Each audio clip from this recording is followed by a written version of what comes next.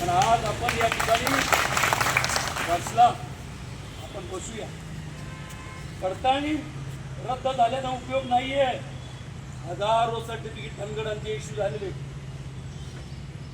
मी पण घेतलेलं आहे, पण मी त्याचा कधी वापरच करत नाही, कारण पुन्हा एनपीसीचं काढलं. असे हजारो सर्टिफिकेट आहेत. हे डुप्लिकेट प्रमाणपत्र रद्द झाले पाहिजे. आम्हाला बोगस नको. आम्हाला परमपूज्य डॉक्टर बाबासाहेब आंबेडकरांनी दिलेलं ओरिजिनल घटनेतलं आरक्षण पाहिजे.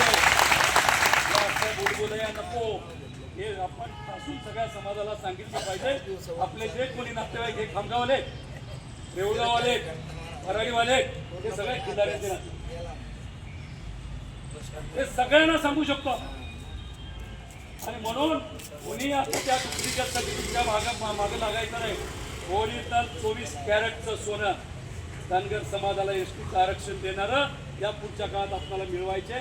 त्या अनुषंगाने आपण सर्वांनी या काळामध्ये वाटचाल करावी, राजकीय स्वार्थ सोडावा.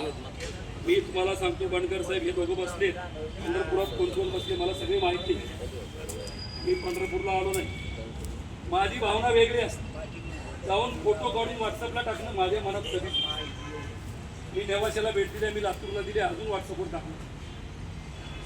मी सगळ्यांना सांगत होतो, तुम्ही तोंड बुजल कार्यक्रम करण्यापेक्षा अरे ते वागा उपोषणाला बसले तर तुम्ही सगळे मावळे रस्त्यावर उतरा इथं आणि महाराष्ट्र पेटवा, ही माझी भूमिका होती. इथं जाऊन फोटो काढण्यात काय मतलब आहे? आणि मी तुम्हाला सांगतो बंडकर साहेब, हे ओरिजिनल राहू द्या, आंदोलन 24 कॅरेटचं राहू द्या, डुप्लिकेट नको. कारण आपले आंदोलन असे व्हायलेत, आमदार किती देखी आंदोलन बुडू. एसटीचं प्रमाणपत्र घेतल्याशिवाय उठत नाही म्हणणारे खासदारके आमदारके घेऊन बसलेत पिळातो. गप्प आहेत सगळे. हे नाटक चालणार नाही. तुम्ही ओरिजिनल राहा 24 कॅरेट. हा महाराष्ट्रातला धनगर समाज तुमच्या केसाला धक्का लावू देणार नाही, एवढी ताकद यांच्या इमानदारीमध्ये.